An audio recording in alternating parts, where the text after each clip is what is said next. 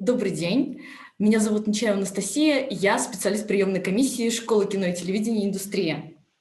Сегодня я рада всех приветствовать на нашем очередном открытом вебинаре по поводу анализа сценария для продюсеров, данные мастер-классы проходят вместе с лидерами зарубежных киношкол, также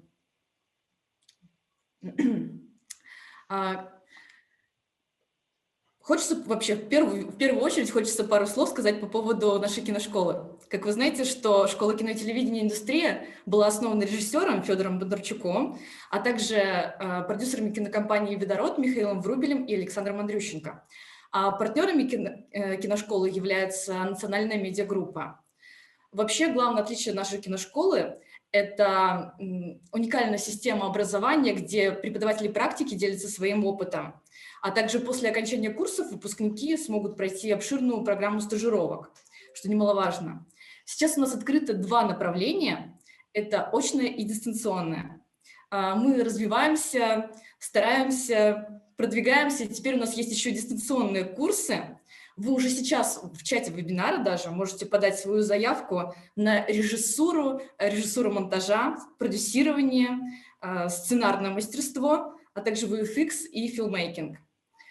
Также можно подать заявку на очные программы. Это маркетинг студийного и оригинального контента. Второй режиссер, одна из наших таких самых популярных программ. Также VFX Compositing Artist и VFX 3D Artist. Также подавайте заявку на звукорежиссуру, менеджмент в музыкальном бизнесе, инфлюенс-маркетинг и актерский агент. Как я уже сказала, что заявку вы можете оставить прямо в чате вебинара. И сейчас я хочу представить нашего спикера, то, ради чего мы здесь сейчас собрались. Про анализ сценария для продюсера нам сегодня расскажет Джек Лечнер. Это продюсер-супервайзер и профессор Колумбийского университета. Джек в качестве исполнительного продюсера работал вместе с Miramax и Film4. Также участвовал в съемке пилота сериала «Безумцы», и в 2003 году был номинирован на премию Эмми за фильм «Туман войны» в категории «Лучший документальный фильм». Регламент у нас сегодня такой. Весь мастер-класс займет 1,5 часа, из них 1:15 это Джек будет рассказывать как раз про анализ сценария, 15 минут это ваши вопросы и ответы, и в конце вас ждет подарок от нашей школы. Так что оставайтесь с нами до конца. Оставляйте свои заявки на обучение, также пишите свои вопросы, на которые Джек с удовольствием ответит в конце вебинара. So, let's start.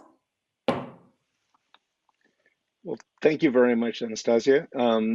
Thank you to the Industry Film and Television School for inviting me to speak. And thanks also to Elena Kulikova for making it happen and to Sam Lebashev for interpreting. Today we'll be talking about feature films for the most part, but much of what we talk about is also applicable to longer structures like television. Let me begin by asking a question. What is it about a good movie that engages the audience? Of course, we might all say good acting, or beautiful direction, or dazzling special effects, and those things all matter. But what makes an audience care? The playwright and filmmaker David Mamet asks 3 questions about every story he writes. I'm going to share screen right now.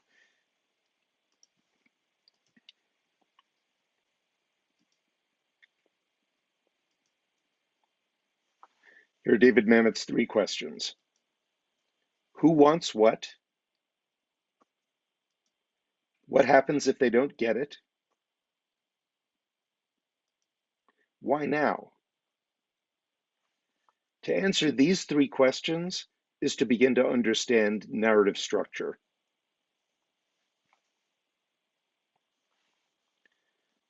Let's start with who wants what. The who is your protagonist. someone who needs or wants something and has to try hard to get it. The harder they try, the more we care about them. So I'm going to share something different. I'll share a short film, which I think is a perfect example of a protagonist. There's no sound. Don't check your sound. It's silent. The film is called Baby Bear Climbs Snowy Cliff.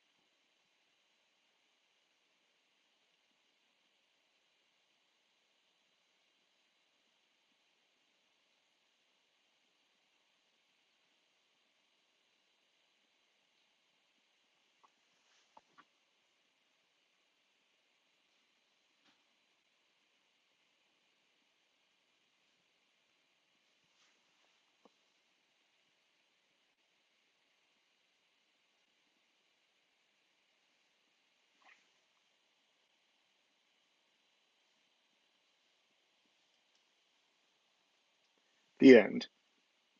So to me, I'll stop sharing for a moment. Uh, to me, this is a perfect story. The baby bear is a protagonist, and not just any protagonist, but a very involving protagonist.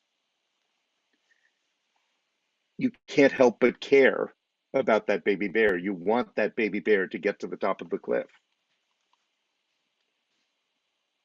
Why? We've never met this bear. It's possible that if you actually met this bear in real life, the bear would tear your head off. But we care when we see this film because the baby bear story has everything. I'll share screen again.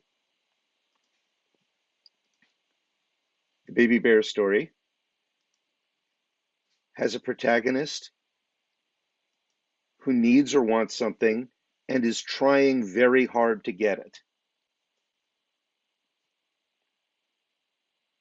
We understand what the baby bear wants. The baby bear wants to be with his mother. We'll say it's a he, might be a she. We all know in our own lives, we've never been a bear, we've never climbed a snowy cliff, but we all know in our own lives what it's like to be with want to be with the person we love and care about.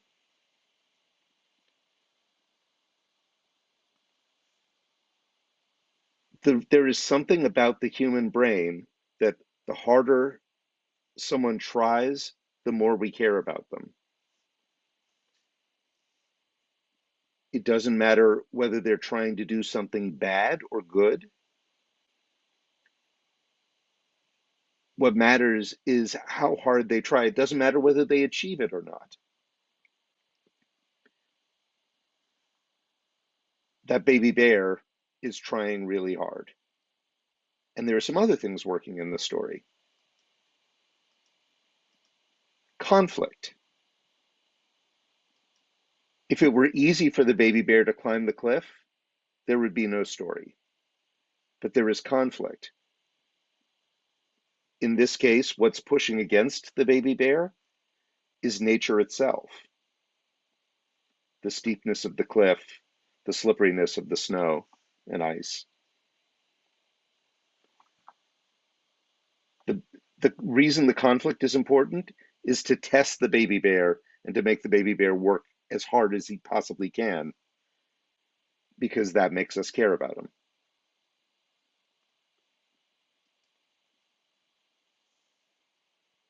This story does not have this one thing, which many good stories have, is a combination of inner and outer conflict. A really good story, a story that lasts more than 3 minutes, creates an outer conflict that externalizes the protagonist's inner conflict, and vice versa. In this case, we don't know if the baby bear has an inner conflict. And for 3 minutes, we don't need one.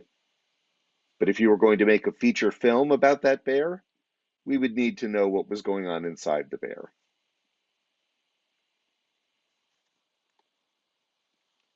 What else is working in the story of the baby bear? Stakes. It's David Mamet's second question. Who wants what? What happens if they don't get it? Well, in the baby bear's story, we know what will happen. The baby bear will die. Will be separated from his mother, but also will fall down the cliff and die. So does it matter whether the protagonist achieves their objective? Absolutely.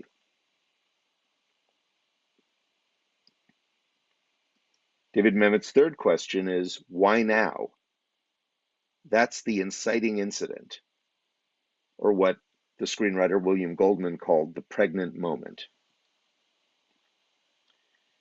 It's something that happens that upsets the balance of the protagonist's life, so the protagonist has to try hard to right that balance, to restore that balance. It could be something that happens to the protagonist that they didn't choose, as in Jaws or Rocky. It could be something the protagonist chooses to do, as in The Jerk. It could be a combination of the two, as in Casablanca. But one way or another, what starts a story is that something is out of balance and the protagonist needs to try hard to get that balance back, or to achieve that balance that they've never had. All of this put together creates what I call imperative. The mechanism that makes us wonder what will happen next, that makes us want to know what will happen next. This is true regardless of whether the film is a Hollywood blockbuster or an art house independent film. It's true whether it's an American film, a Russian film, a Chinese film, an African film. Whether there's a single protagonist or multiple protagonists. Whether the movie has a very complicated plot or almost no plot. What makes a good movie is you want to know what's going to happen next. And all those things we just talked about put together are the start of what makes us want to know what's going to happen next.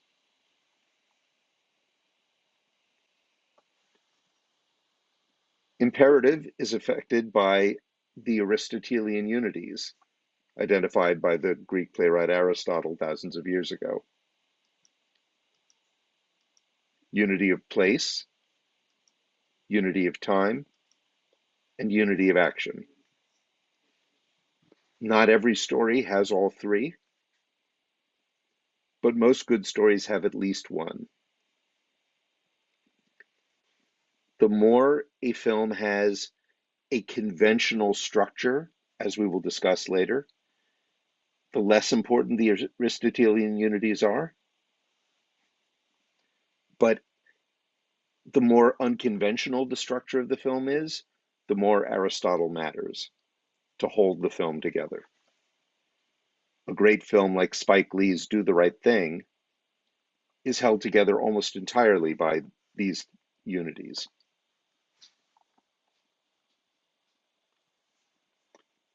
So if we have a protagonist, what is trying to stop our protagonist from achieving their goal?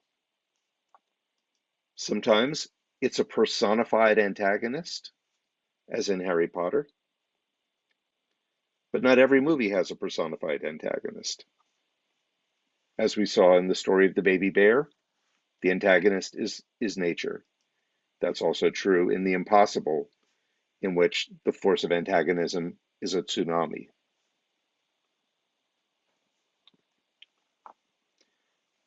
But we need a force of antagonism.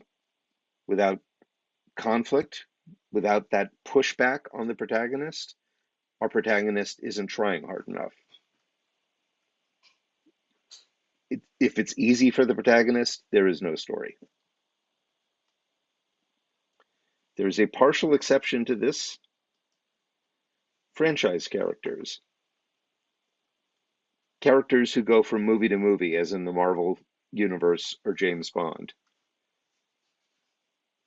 The force of antagonism is very important, but in these movies, it's the antagonist that actually drives the story. The hero of a franchise movie, their job is to stop the protagonist, to stop the antagonist. If there's no evil villain trying to take over the world, James Bond has nothing to do.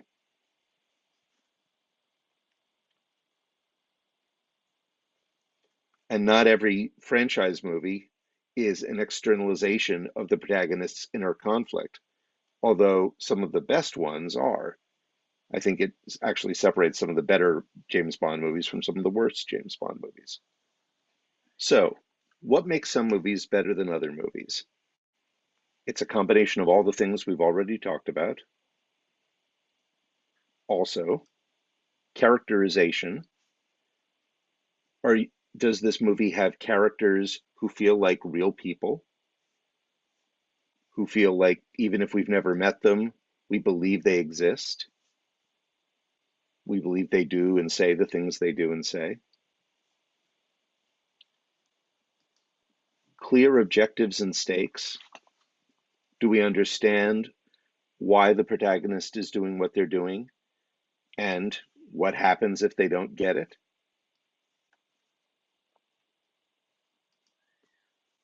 A solid balance of specificity and universality. A movie needs specific details. It has to live in a place that we believe in. It has to happen, the things that happen have somehow, if it doesn't have specific details, we don't believe in it. I worked on a movie called Shopping once, which was set in Newcastle in the north of England, but we got a good deal to shoot it in London. And instead of rewriting it for London, it took place in Anywhere, England. And when we saw the movie, what we found out was anywhere is nowhere. When you don't have specific details that make you believe in the place, in the details of what is happening, it stops feeling real. But somewhere is anywhere. A movie that is set in a very specific place with very specific details that make that life feel real, suddenly that life becomes your life, becomes my life, becomes anyone's life. The trick is finding that balance. What else does a good movie need? Dialogue and scene work. Are the characters talking like real people? Are the things they say moving the story forward, moving their characters forward? And successful generation of imperative. A movie is a machine that builds imperative. It's a machine that makes you want to know what's going to happen next. If you build the machine right, the audience is on the edge of their seat waiting to see what will happen. If you build the machine wrong, the audience yawns and goes to get popcorn or leaves the theater entirely. So, as the screenwriter William Goldman said, screenplays are structure. There are all different kinds of ways to tell a story. The songwriter Harold Rome said, whether you want to be original or whether you want to be conventional, you still have to know what has been done in order to be either. So let's start with the most basic and common form of film structure.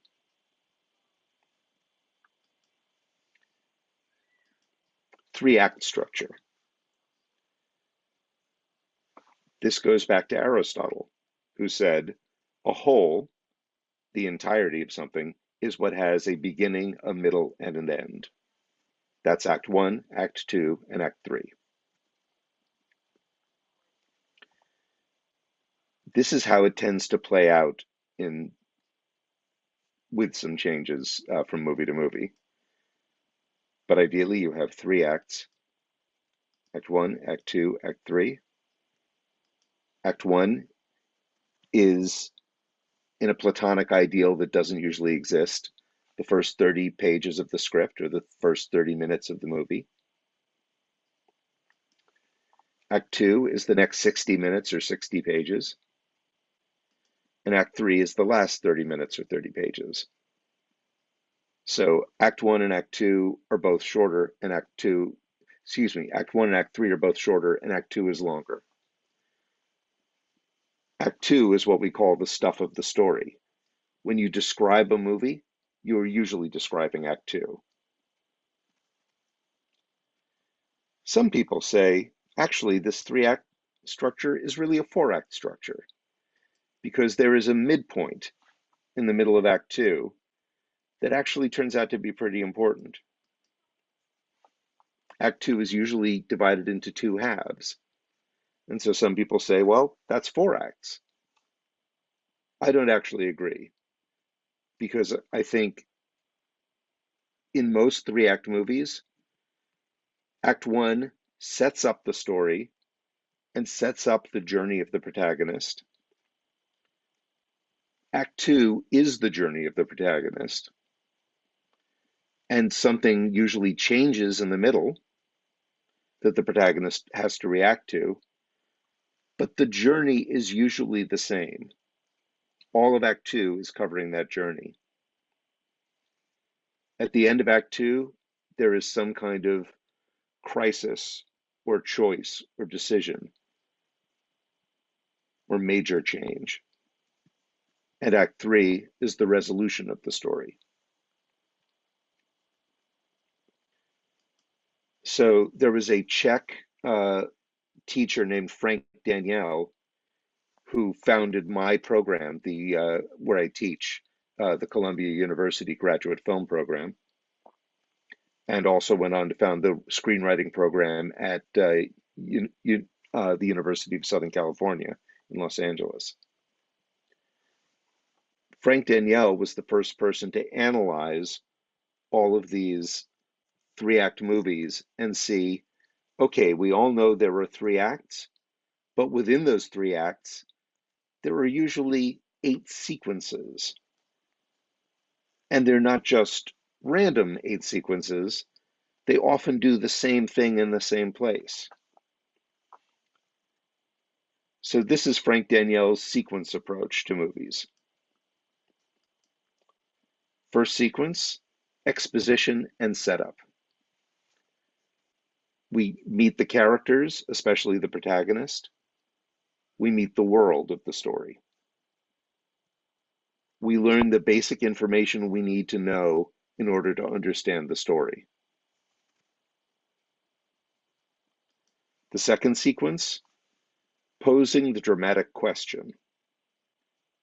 Before the end of Act 1, we need to know what the dramatic question of the story is, the question we need to answer in order to finish the story.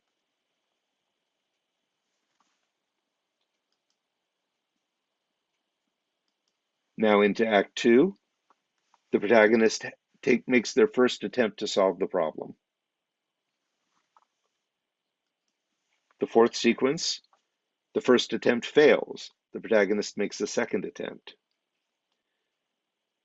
In a good story, in an involving story, every attempt the protagonist makes to solve the problem will involve greater risk, greater jeopardy, will take the protagonist farther from their comfort place and into a place where they are putting more on the line, where they're trying harder, where the protagonist is digging deeper into their inner resources.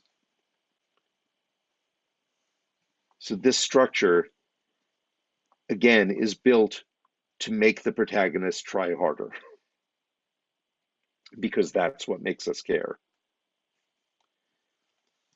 So in the middle of Act 2, you have the midpoint, which Danielle called the first culmination. This is usually a revelation or a reversal of fortune. If things are going well, they start going badly. If things are going badly, they start going better. Or we learn some information that changes everything we have known so far.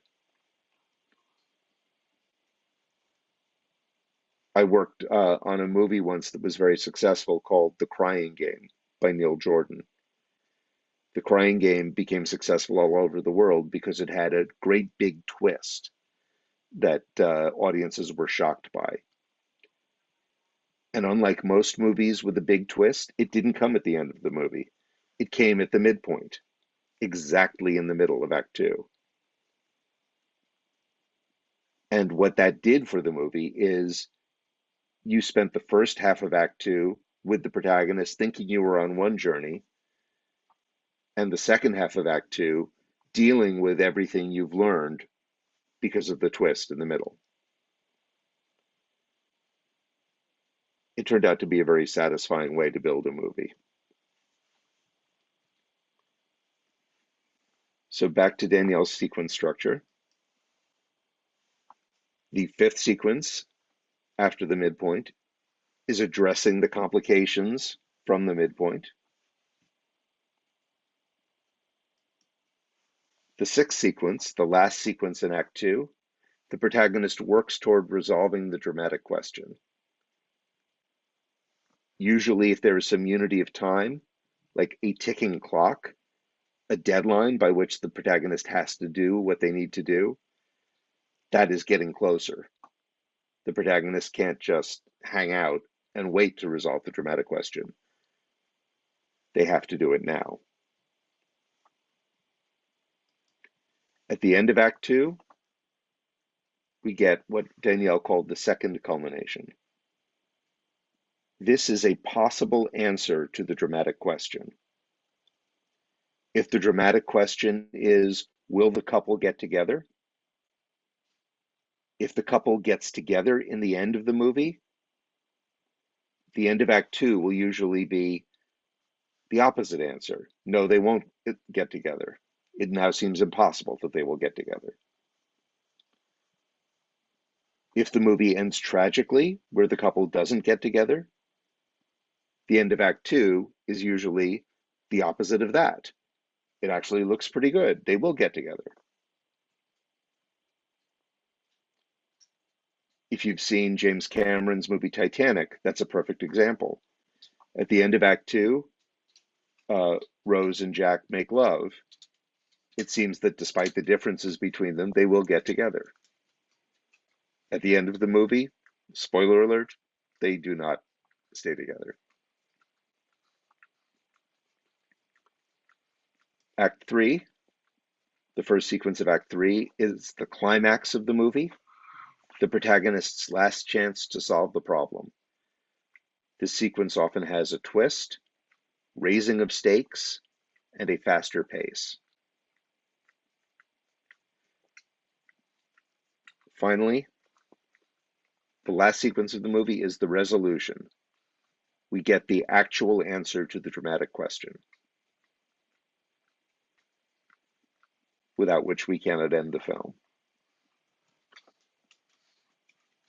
So, as we'll see in a moment, not every movie has this three-act structure, but it is the most common structure for movies. Whether that's because we have had now over a century of stories told this way, or because it's how our brains like stories to be told to us, or because sometimes stories just coalesce into this pattern. Think about the story of the baby bear. Act one of that story, exposition and setup. The baby bear and his mother are climbing the cliff. What's the end of Act One? The baby bear and his mother are separated. Now we are in the stuff of the story. Act Two, the baby bear trying to get back to his mother. And just as in this sequence structure, the baby bear tries and fails, tries and fails, tries by learning from his mistakes. The baby bear learns, oh, if I walk in my own footsteps, I have a better foothold in the snow. But then he gets to the top and you think he's going to do it, and the mama bear is so excited that she accidentally knocks him down. That's actually the end of Act Two. The baby bear is plummeting and it looks as if he is going to die. Possible answer to the dramatic question. The dramatic question is, will the baby bear rejoin his mother? At the end of Act Two, the answer seems to be, no, he will not. He will die. The third act, the baby bear uses every ounce of strength and cleverness he has and uses everything he's learned, climbs the cliff, and rejoins his mother. So sequence G, the first sequence of Act Three, is the climax of the story. It's the protagonist's last chance to solve the problem. This sequence often has a twist, the stakes get higher, the pace gets faster. For a perfect example, you could see any movie by the great American filmmaker Billy Wilder. He always does all of these things. The final sequence is the resolution, the answer to the dramatic question. We find out what's really going to happen to the protagonist, and the story is over.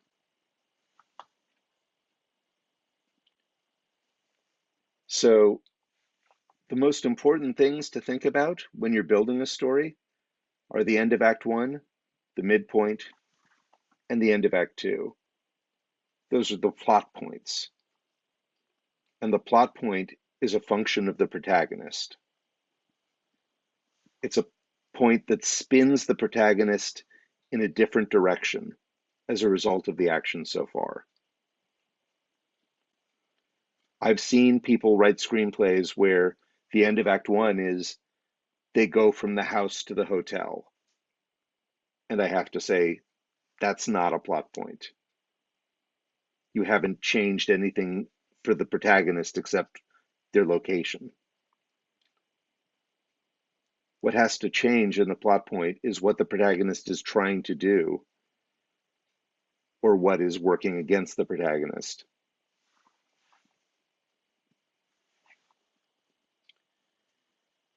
Let's also talk about the inciting incident. Why now? What starts the story? In a 3-act film, the inciting incident can come mostly in 3 places.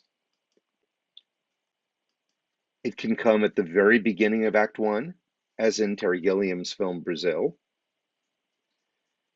in which the very first scene is a fly getting in a typewriter, which causes the wrong person to be arrested.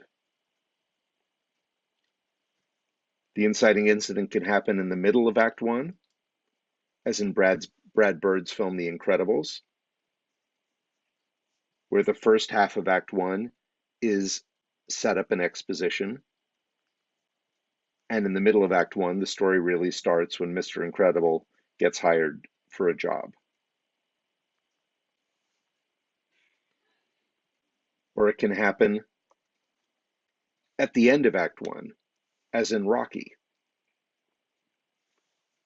We need all of Act 1 to understand who Rocky is and what his world is like, so that at the end of Act 1, when he's chosen to compete for the heavyweight championship of the world, we know how unlikely that is, how impossible it is for him to win, and how much it would mean to him.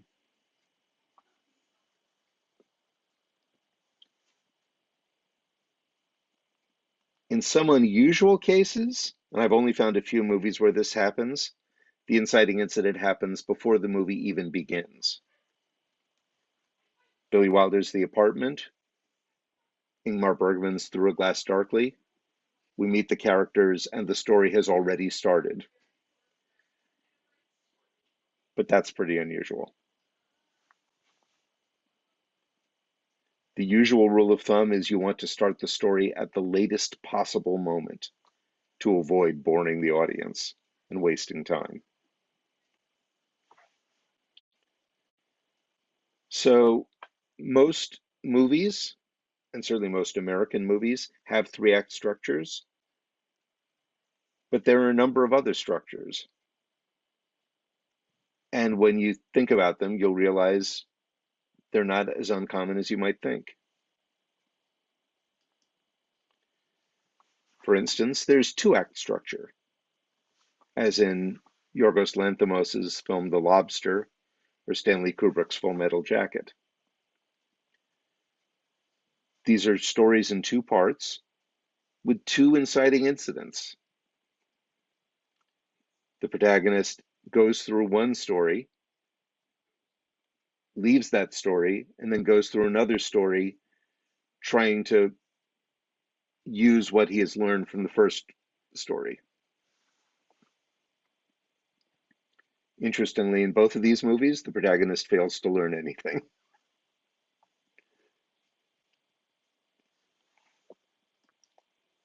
There's what I call the time lasagna, because just the way a lasagna has layers of noodles and cheese and sauce, a time lasagna has layers of time. Coppola's The Godfather Part 3 is the classic example in which we're cutting back and forth from Vito, the father, as a young man, to Michael, his son, as a middle-aged man. This was our inspiration when Derek Cianfrance and I developed the film Blue Valentine, which I executive produced. Blue Valentine cuts back and forth from the couple getting together in the past to the couple falling apart in the present. Time lasagnas can have more than 2 layers. Some of the films by the Canadian director Adam McGoyan have 3 or 4 layers.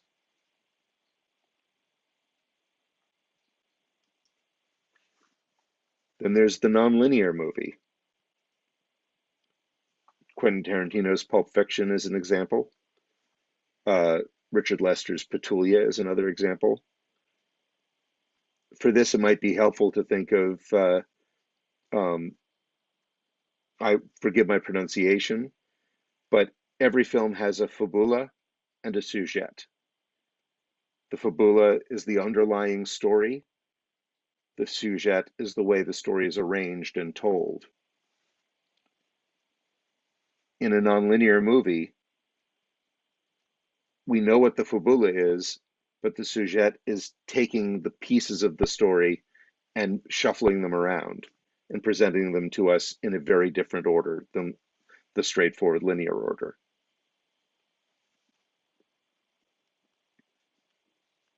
If you took the pieces of Pulp Fiction and watched them in linear chronological order, it would be a much less interesting movie.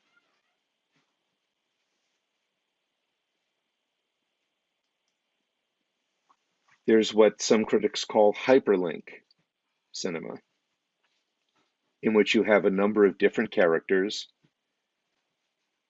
who, some of whom may be connected to each other, some of whom may not be, but you are jumping from character to character to character, from story to story to story. These films are actually linear. You just have multiple protagonists, each of whom has their own storyline, as in Paul Thomas Anderson's Magnolia or Richard Curtis's Love Actually. Some unusual movies run backwards, such as Gaspar Noé's Irreversible or Christopher Nolan's Memento. These are really hard to pull off, but it's an amazing magic trick when someone does.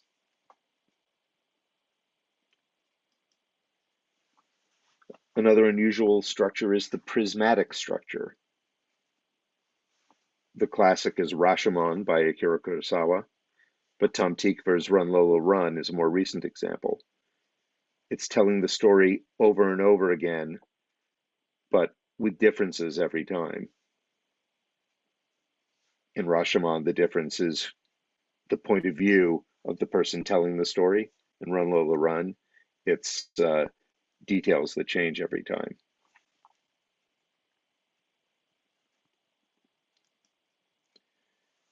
There's the circular movie that ends where it begins and begins where it ends, as in the Coen brothers' Inside Llewyn Davis or Milcho Manchevsky's Before the Rain. Whoops. There's the real-time movie, in which a minute of screen time is a minute of time in the characters' lives, as in Fred Zinnemann's High Noon or Sidney Lumet's 12 Angry Men.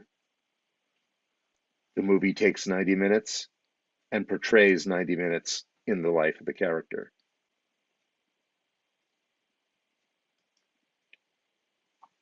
There's the movie that is driven by dream logic, which is purely at the whim of the artist,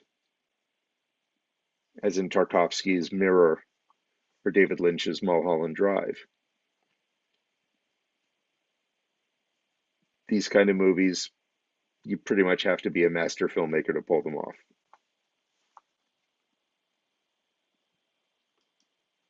There's what I call the pass the baton movie, in which the narrative is passed from protagonist to protagonist. If you've seen Richard Linklater's Slacker, that's one of them, but that's also the case in Alfred Hitchcock's Psycho, where Janet Leigh starts out as the protagonist, then the role of protagonist is passed to Anthony Perkins and then to Vera Miles. Derek Cianfrance pulled off the same trick in The Place Beyond the Pines, in which the role of protagonist is passed from Ryan Gosling to Bradley Cooper to Dane DeHaan.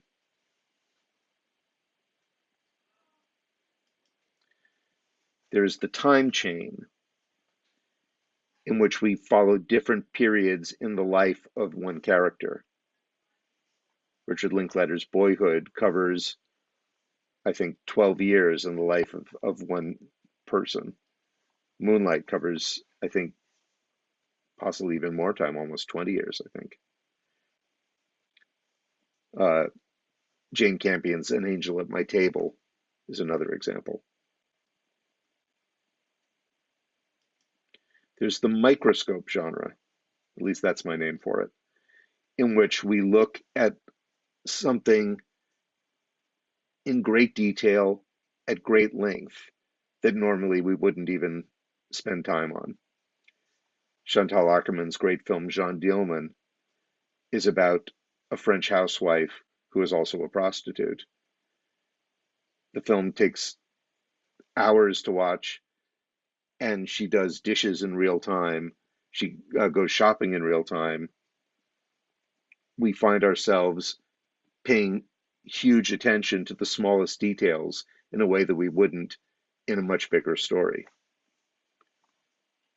Jacques Rivette's La Belle Noiseuse is just 4 hours of an artist painting a model. Every movement they make becomes significant under the microscope.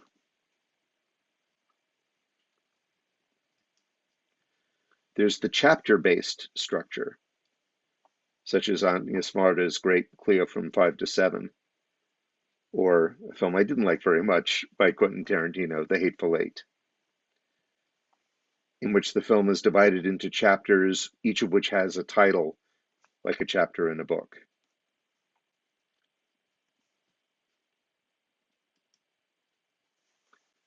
There's the multiple flashback movie, such as Orson Welles' great Citizen Kane or Joseph Mankiewicz's great A Letter to Three Wives, in which we see the flashbacks of different characters, and that informs something in the present.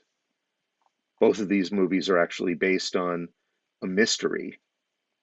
In Citizen Kane, the question is, what is Rosebud, Kane's dying words? In A Letter to Three Wives, the question is, the writer of the letter has run off with the husband of one of the three women. Which one is it? We investigate by going into the past. There's the spectacle-based structure. There are actually 5 genres that are often spectacle-based: horror, action, musicals, slapstick comedy, and pornography. In each one of these, the movie is built around a series of spectacles, and the movie's structure is intended to get you from one spectacle to another, one musical number to another, one action sequence to another, one horrific sequence to another, etc. Very few people would think of Singin' in the Rain, the musical by Gene Kelly and Stanley Donen, and Chris McQuarrie's Mission Impossible Fallout as having the same structure, but they're both spectacular. The movie is doing all kinds of somersaults to get you from one spectacular sequence to the next. And there are many more structures than that. These are just some of the more common ones, even the uncommon ones that you might recognize. None of these movies follows Frank Daniel's 8-sequence structure, but they all follow the 5-part paradigm posed by Robert McKee, the screenwriting teacher. McKee says a story is a design in 5 parts: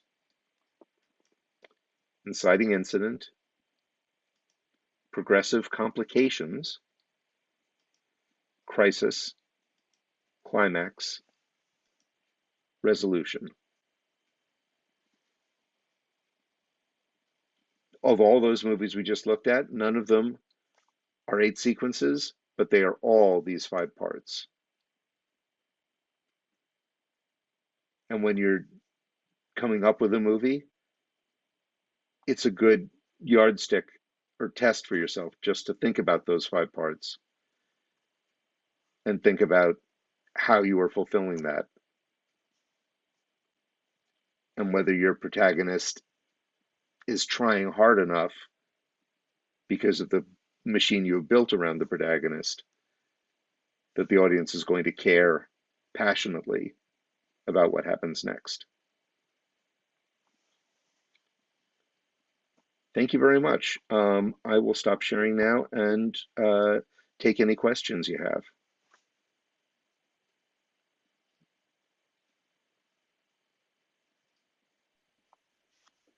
All right. So here are some of the questions we had. What does a producer look at when they get a script from a beginning screenwriter? Вопрос, на что в первую очередь обращает внимание продюсер, когда получает сценарий от начинающего сценариста? I want a story that makes me care. Хочется найти историю, которая заставляет меня переживать за персонажа. If it's a comedy, I want it to make me laugh. Если это комедия, то я хочу смеяться. If it's an exciting movie, I want to feel my heart beating. Если это фильм, который должен заставить мое сердце биться, я хочу, чтобы мое сердце билось. If it's a scary movie, I want to feel the hairs go up on the back of my neck. Если это страшный фильм, то я хочу, чтобы у меня волосы на затылке вставали дыбом. If it's a sad movie, I want to actually tear up when I'm reading the script. Если это грустный фильм, то я хочу, чтобы мне хотелось немного развеяться, когда я читаю этот сценарий, чтобы мне хотелось приподнять настроение. I find it very rare that I will read a script that doesn't give me some sort of physical reaction and still be interested in making that movie. Редко я могу вспомнить пример какого-то сценария, который бы не вызывал во мне вот такую реакцию, но при этом, чтобы я хотел снять этот фильм. I also want to know, is this a movie that I want to see? Я обязательно задаюсь вопросом, посмотрел бы я такой фильм, интересно ли мне на него сходить?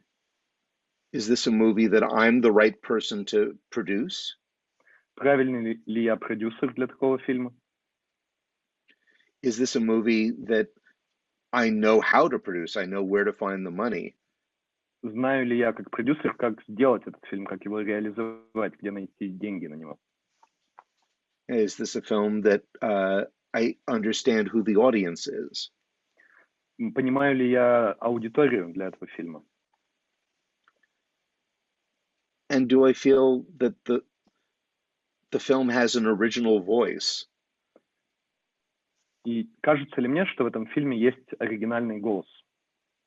Is it just something I've seen before, or is there something new? Что это за фильм? Я его уже 100 раз видел, или это что-то действительно новое? That's what I'm looking for. Вот это то, чего я ищу, те вопросы, которыми задаюсь. So the next question is, how do you do research and revision of your script? Revision probably means rewriting. Yeah. I work very closely with the writer and give extensive notes on every draft of the script. Вопрос был, как вы проводите ресерч и ревизию сценария, и Джек отвечает, что он очень тесно работает со сценаристом и дает обширные комментарии на каждом драфте, который ему сдают. We will talk for hours, trying to understand what's working and what isn't working. Несколько часов мы можем говорить со сценаристом и пытаться понять, что работает, а что не работает. And I try to look at not just the surface of the script, but what's going on underneath. Have we actually got the protagonist right? Have we actually got the stakes right? The force of antagonism right? The structure right? И мы смотрим и говорим не только про то, что происходит на поверхности, но также мы уходим вглубь этого сценария и пытаемся понять, правильно ли мы описали протагониста, правильно ли мы задали ставки, то есть что произойдет, если он не добьется цели, правильный ли у нас антагонист, правильная ли у нас структура. One reason that Pixar movies have been so successful is how much they care about screenplays. Одна из причин, по которым Pixar настолько успешны, это их очень тщательное отношение к сценариям, собственно. They will spend years and years getting a script right, and they will start all over if it isn't working. Несколько лет студия Pixar может проводить над работой над сценарием, и они готовы начать заново эту работу, если они в какой-то момент понимают, что сценарий не работает. And sometimes you learn by doing, sometimes you learn by failing. Sometimes a script actually goes the wrong direction, and then you realize from that what the right direction is. Иногда ты учишься на том, что ты делаешь, иногда ты учишься на своих ошибках. Иногда нужно написать неправильный драфт сценария, чтобы понять, что все это время ты двигался в неправильном направлении и наконец-то начать идти в правильном. That's pretty much it. Вот, собственно, и все, наверное. Can a producer start development of the script that is begging for a big budget if it's a first script by this writer? If it's the first script by the writer, sure. There have actually been a number of examples of a writer's first script being made at a big budget. The question is the producer able to put together that budget? Is the director able to command that kind of budget? Is the script going to attract talent who can command that kind of budget? Вопрос был, может ли продюсер взяться за разработку сценария, требующего большого бюджета, если это дебютный сценарий сценариста? И ответ да, конечно, может, и в кинематографе есть много примеров таких дебютных сценариев, которые становились высокобюджетными фильмами. Но вопрос тут скорее в том, готов ли сам продюсер взяться за такой проект, способен ли он такой проект вытянуть, сможет ли режиссер, сможет ли режиссер снять этот фильм, и сможет ли данный сценарий привлечь актеров, которые нужны для того, чтобы этот фильм состоялся. One of the most successful movies I ever worked on was Gus Van Sant's Good Will Hunting. Один из самых успешных фильмов, на которых я работал в своей жизни, был фильм Гаса Ван Санта «Умница Уилл Хантинг». Matt Damon and Ben Affleck were unemployed actors when they wrote the screenplay. Мэтт Дэймон и Бен Аффлек были безработными актерами, когда они написали этот сценарий.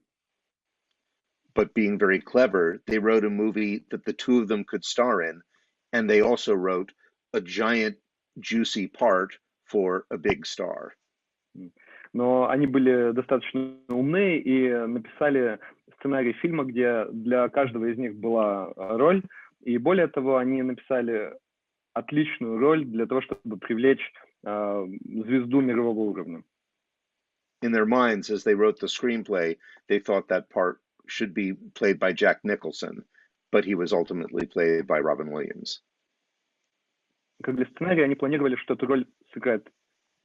Когда они писали сценарий, они планировали, что эту роль сыграет Джек Николсон, но в итоге, в результате, эту роль сыграл Робин Уильямс. It was their first screenplay, but they got it made because it attracted the talent that could command the budget. Это был их первый сценарий, но у них все получилось, фильм состоялся, потому что сценарий был достаточно хорош, чтобы привлечь крупного актера, к которому, соответственно, уже подтянулся бюджет. Okay. Someone asks a question. I've got a question regarding a script doctor's workflow and how to best help emerging Russian screenwriters. Do you think it would be beneficial to first offer screenwriters traditional coverage so that they can see how Western producers would perceive their screenplay, giving them a chance to make changes, and then doing script doctoring based on their improved version? Thank you, Katya Kasten. I'm not sure I understand the question. I think the goal is always to get the script to the best place it can be. And to do that, the best way to do that is usually to work with the original writer, because a rewriter rarely has the same inspiration the original writer does. Mm-hmm.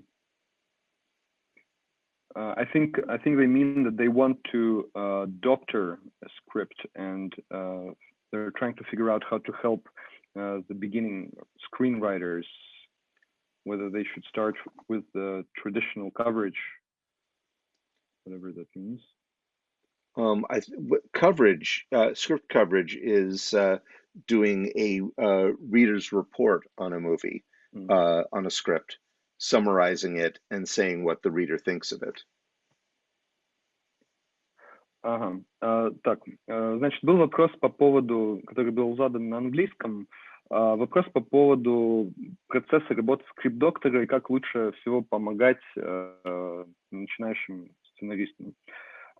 Полезно ли начинать с традиционного кавериджа, да, что называется, то есть обзора сценария, для того, чтобы посмотреть, как западные продюсеры могут воспринять этот сценарий, а потом провести докторинг, основываясь на этой улучшенной версии. Честно говоря, да, не совсем понятный вопрос, немного спутанный, но Джек говорит, что лучше всего, если вы пытаетесь сценарий улучшить, переписать, лучше всего работать с человеком, который написал оригинальный сценарий, то есть с самим сценаристом, потому что некоторые привлекают рерайтеров, то есть сценаристов, которые переписывают сценарий, но обычно у этих людей не достает вдохновения, то есть самый, скажем, включенный в проект человек — это всегда все-таки сценарист, который написал сам первый драфт.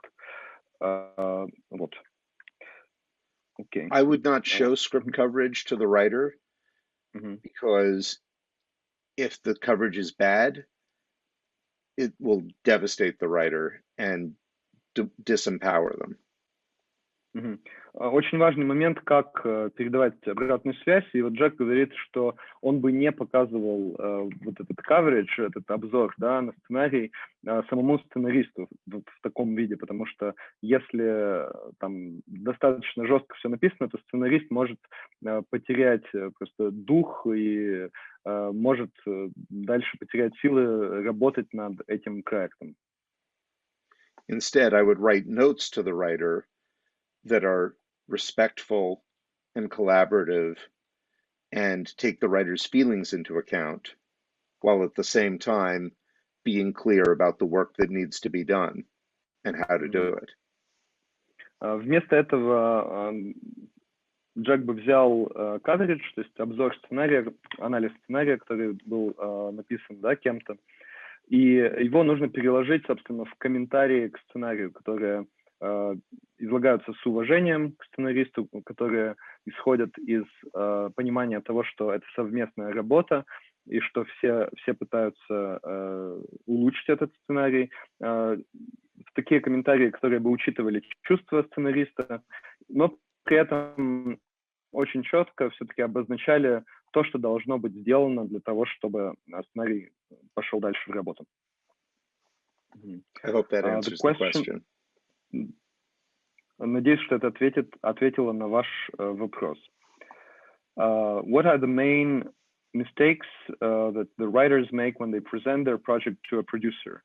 What puts you off and shows unprofessionalism, first of all?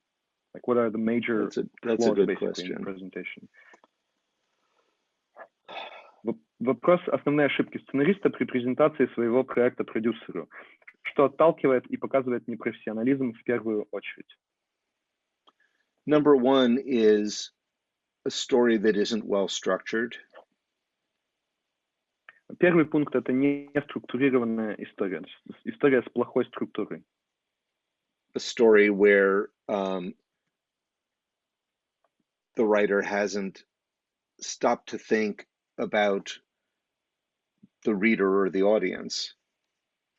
История, где сценарист не думает о том, что чувствует его читатель или аудитория в более широком смысле. And the question of why will anyone care what happens to this character? Где нет ответа на вопрос, почему аудитории не все равно, что произойдет с этим героем. Another thing that puts me off in a screenplay is feeling, as I said before, that there's nothing true or real or original in this script, that it's just a collection of things people have seen in other movies. Еще один момент, который меня отталкивает в сценариях, это если я вижу, что в сценарии нет ничего настоящего, правдивого, оригинального, И я вижу, что этот сценарий — это такая компиляция из того, что человек увидел в фильмах других авторов. I really believe that every good story is autobiographical, even if it has nothing to do with the life of the writer. Я действительно верю, что любая сильная история — это автобиографичная история, даже если нет прямой параллели с жизнью сценариста, сценария и жизни сценариста. And when someone is writing about things that matter to them, that comes across when you read the script. Когда человек пишет о чем-то, что для него действительно важно, это считывается, когда ты читаешь сценарий. Okay. Да. Okay, but I think the question was about the presentation. You know, when someone comes to pitch an idea to a producer, like what are the wrong things some writers do when they do that? It's really the same answer. It's when they talk about other movies instead of talking about their life, my life, the life of the character. Ну да, а в том, что касается презентации, в принципе, ответ такой же. И можно еще добавить, что когда сценарист приходит и говорит о других фильмах, вместо того, чтобы говорить о своем фильме, о персонажах и о том, как это связано с его жизнью, с моей жизнью, о реальности. I'm struck at how many times a really good pitch that I've heard has started with a question like, do you remember what happened the first time you fell in love? Or do you remember how you felt, when, the first time something really terrible happened to you that you couldn't fix? Or whatever the question is that connects the world of the story with the world of the listener. Очень многие хорошие, сильные фильмы, над которыми я работал, их питчи начинались с вопроса. Это очень частый пример. Меня задавали вопрос: помните, как вы впервые влюбились? Или вспомните, как вы в первый раз, как с вами в первый раз случилось что-то вот ужасное, страшное. И такие вопросы, они сразу включают слушателя в ваш питч, и сразу же мир этого фильма становится как-то связан с моим миром. То есть фильм становится ближе к реальности гораздо. That's pretty much it. Ну вот, такой ответ. Okay, the question about the sequence approach. If we follow the sequence approach, how do we make sure that the movie is unique? The wonderful thing about the sequence approach is that it can apply to so many different kinds of movies. Был вопрос... Go on. Sorry. Был вопрос, если мы используем вот этот подход по эпизодам, да, структуру по эпизодам, как сделать так, чтобы фильм был уникальным, то есть за счет чего он будет уникальным? Ответ Джека в том, что удивительное свойство вот этого подхода по эпизодам в том, что эта структура охватывает совершенно разные фильмы. Movies as different as Casablanca, Some Like It Hot, Good Will Hunting, and Ingmar Bergman's Persona are all 3-act movies with 8 sequences. В эту структуру укладываются такие разные фильмы, как «Касабланка», «В джазе только девушки», «Умница», «Уилл Хантинг», «Персона» Ингмара Бергмана. Все эти фильмы имеют 3-актную структуру, и во всех этих фильмах можно выделить 8 эпизодов, о которых мы говорили. So think of it as here is a bottle that you are pouring the drink into. The bottle is the same, but the drink is always different. Думайте об этом как о бутылке, в которую вы можете налить совершенно разные жидкости. Бутылка остается прежней, но при этом содержимое бутылки может быть совершенно разным. But also, as I said, there are plenty of wonderful movies that are not 3-act movies and that shouldn't be 3-act movies. You have to decide whether 3-act structure is appropriate for your story. Но также, как я сказал в презентации, есть очень много фильмов, которые не укладываются в трехактную структуру и не должны в нее укладываться. Это просто другие истории, которым подходит другая структура, и о них нужно по-другому думать. Когда вы пишете свой, вам нужно задаться вопросом, подходит ли трехактная структура вашей истории. Okay. Just to pick one example, the Lobster, Yorgos Lanthimos' film, which I mentioned, two-act structure was remarkably appropriate for that movie because it is a movie about binaries. It's a movie about two things in opposition to each other. And as a result, a two-act structure was the perfect expression of that story. В качестве примера, если вы посмотрите фильм «Lobster», о котором я говорил в презентации, вы поймете, о чем речь, потому что этот фильм написан в двухактной структуре, и структура очень подходит фильму, потому что фильм говорит о двоичности, о черном и белом, о четкой оппозиции. There is a question in English. Does WGA's current conflict with the ATA mean that more agencies are now open to reading the work of non-WGA writers? Are unsolicited screenplays more accepted nowadays, or are agents still crucial to getting your work read? Well, the war is over.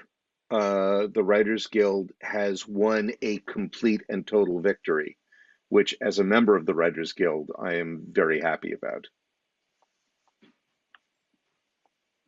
Вопрос был про войну, собственно, гильдии сценаристов в Америке, и стало ли легче после этого свой сценарий кому-то дать почитать, или все равно нужны агенты, чтобы ваш сценарий кто-то увидел. И Джек отвечает, что война на самом деле уже закончилась, гильдия победила, и я как член гильдии сценаристов безумно этому рад. Every agency in Hollywood has now agreed to the Writers Guild's terms, which means that all the agencies are now back in the business of representing writers. And as a result, they are as important as ever.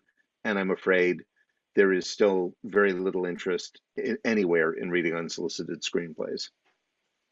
И последствия войны такие. Агентства согласились работать на условиях, которых требовала гильдия авторов. И как следствие война закончилась, агентства вернулись в систему, и сейчас ни в коем случае не меньше, чем раньше, нужны агентства для того, чтобы свой сценарий кому-то показать и чтобы ваш сценарий кто-то увидел. Без приглашения сценарий по-прежнему послать достаточно сложно. The reason for this is that if a writer of an unsolicited screenplay can prove that their work was seen by someone who then was involved with a movie that had some resemblance to their work, they can sue that person. And Hollywood hates lawsuits and wants to have as few of them as possible. Объясню, почему не принимаются сценарии, просто присланные по почте, почему они не рассматриваются. Дело в том, что если впоследствии будет доказано, что кто-то, кто имел отношение к производству одного из фильмов в студии, читал вот такой вот сценарий, и там найдутся какие-то сходства, что-то будет напоминать то, что присылал случайно присланный сценарий, то это будет почвой для судебных разбирательств, а Голливуд ненавидит судебное разбирательство. Поэтому, чтобы всего этого избежать, они сценарии, которые приходят со стороны, в принципе, не читают. Okay. The question about non-blockbusters. How does a producer work with a movie that's not a blockbuster, but the one that can become an event in its own niche way? Вопрос, как выстраивается работа продюсера с фильмом не блокбастером, но который может стать событием в своей нише. That describes most of the movies I've worked on in my career. The trick is to identify who the core audience is, to make the movie work as well as possible for that core audience, and to make the movie at an appropriate budget level so that ideally it can make its money back from its core audience. На самом деле фильмы не блокбастеры, но события в нише, по сути, описывают большинство фильмов, над которыми я работал. И тут главные вопросы такие. Кто ключевая аудитория вашего фильма, то есть для кого он делается? Следующий вопрос, как сделать так, чтобы ваш фильм работал для вашей именно ключевой аудитории? И после этого ставится вопрос о том, как снять этот фильм за соответствующий бюджет. То есть вы рассчитываете, сколько фильм может собрать в прокате, и определяете бюджет, который у вас есть для того, чтобы этот фильм произвести. The one thing that is true of all the movies I've worked on that have been the most successful, from Good Will Hunting to The Full Monty to The Crying Game, is that no one ever expected them to make anywhere near the kind of money they made. Один из повторяющихся сценариев, которые у меня были, что с фильмом «Умница Will Hunting», что с фильмом «Полная обнаженка», что с фильмом «Crying Game», это то, что фильмы эти собрали гораздо больше, чем мы ожидали, и вообще кто-либо ожидал от таких фильмов. We would have been very happy if they had made 3 times their budget, which in the case of The Full Monty would have meant $4.5 million. Instead, it made over $100 million. Например, с фильмом «Полная обнаженка» мы были бы довольны, если бы фильм собрал в прокате в 3 раза больше своего бюджета, то есть $4,5 миллиона. Этого было бы нам достаточно, но этот фильм стал мегахитом и собрал $100 миллионов, и даже больше, чем 100. I find actually you can usually make a better movie with lower expectations and a lower budget. И у меня есть понимание, что если вы не ожидаете успеха от фильма, то есть если вы ставите изначально, если ваши ожидания не так высоки, то у вас получается фильм лучше. То есть если вы ориентируетесь на то, что вам нужно выжать максимум из этого бюджета и ожидаете определенных сборов, если ваши ожидания не высоки, то результат будет лучше. Okay. Mm-hmm.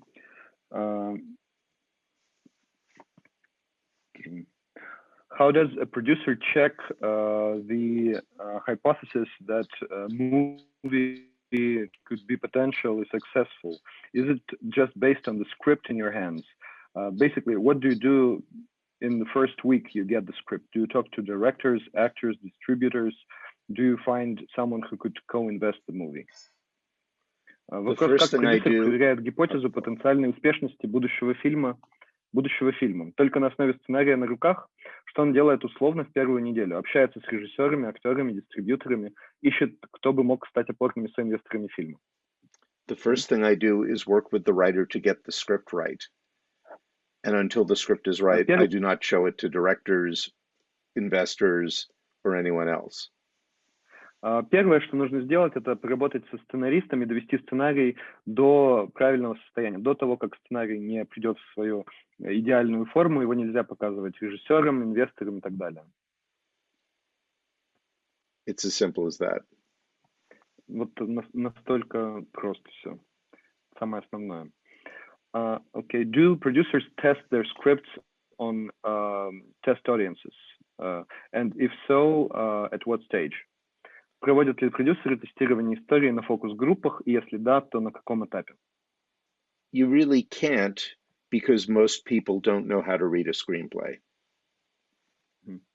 На самом деле невозможно провести тестирование истории на фокус-группе, потому что люди просто не умеют читать сценарии. I'll show a screenplay to an industry professional that I trust, who knows how to read a screenplay and project a movie in their mind from the screenplay, but I would never show it to a stranger who wasn't in the business. Да, я готов показать сценарий профессионалу, человеку, у которого есть опыт чтения сценариев и вот этой внутренней проекции, когда ты читаешь сценарий и представляешь фильм мысленным взором.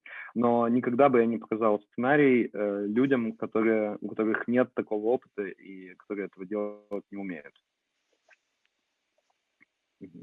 Okay. Probably the last question is, do I need a full script to sell a story, or is treatment, like a detailed treatment, enough? You need a full script to sell a story. I'm afraid there is almost no situation in which you can sell a movie on a treatment unless you are already very successful. Вопрос, чтобы продать историю, нужен готовый сценарий или достаточно расширенного синопсиса? И ответ, что практически в 100% случаев нужен готовый сценарий. Я не могу придумать сейчас какого-то варианта развития событий, чтобы вы могли продать историю, просто основываясь на расширенном синопсисе, если только вы не являетесь уже очень успешным сценаристом. Okay. There are lots of questions actually, but I was signaled that our time is running out. So, well, I apologize to the people whose questions I wasn't able to answer. Джек извиняется очень перед теми, на чьи вопросы мы не успели ответить. Вопросов, правда, много. И если меня не останавливают, то я задам еще один, видимо. Меня не останавливает. So let's ask one more question. Reading the script, what does the producer wait for from the first 5 pages? What would be a reason to close the script on the first or second page? Читая сценарий, чего ждет продюсер от первых 5 страниц? Что будет причиной закрыть сценарий на первой и второй странице? I want to care what's going to happen next. I think in a good script, when you're 5 pages in, just as when you're 5 minutes into a movie, if it's working, you already want to know what's going to happen next. And if it makes me want to know what's going to happen next, I'll keep reading. And if it doesn't, I will stop reading. Самый главный вопрос – это мне должно хотеться узнать, что дальше. У меня должен быть вопрос и интерес понять, как будет развиваться история. В хороших фильмах вы можете обратить внимание, что через первые 5 минут у вас уже возникает интерес, вам уже хочется понять, как эта история будет развиваться и что произойдет дальше. Если этот вопрос у меня есть, то я продолжаю читать. Если этого вопроса нет, то в какой-то момент я просто закрываю сценарий и перестаю читать. Okay, Jack, that's it. Thank you very much. I pass the baton. Thank you so much for interpreting, Sam. Thanks a lot. Передаю слово Анастасии Нечаевой. Джек, Сэм, спасибо вам большое за этот вебинар. И теперь не менее интересная часть как раз в том самом подарке. Для тех, кто досмотрел мастер-класс и рассматривает обучение в нашей школе, мы дарим 10% скидку на семестр обучения по любой программе. Чтобы забронировать эту скидку, вам нужно всего лишь оставить свою заявку под трансляцией, прямо вот на этой страничке. И, собственно, добро пожаловать в индустрию. Скидка действует с этого дня до 1 марта. Вот очень-очень ждем ваши заявки. Еще раз большое спасибо всем участникам этого мастер-класса. Будем рады видеть вас на следующих вебинарах, которые будут проходить по пятницам. Пока-пока.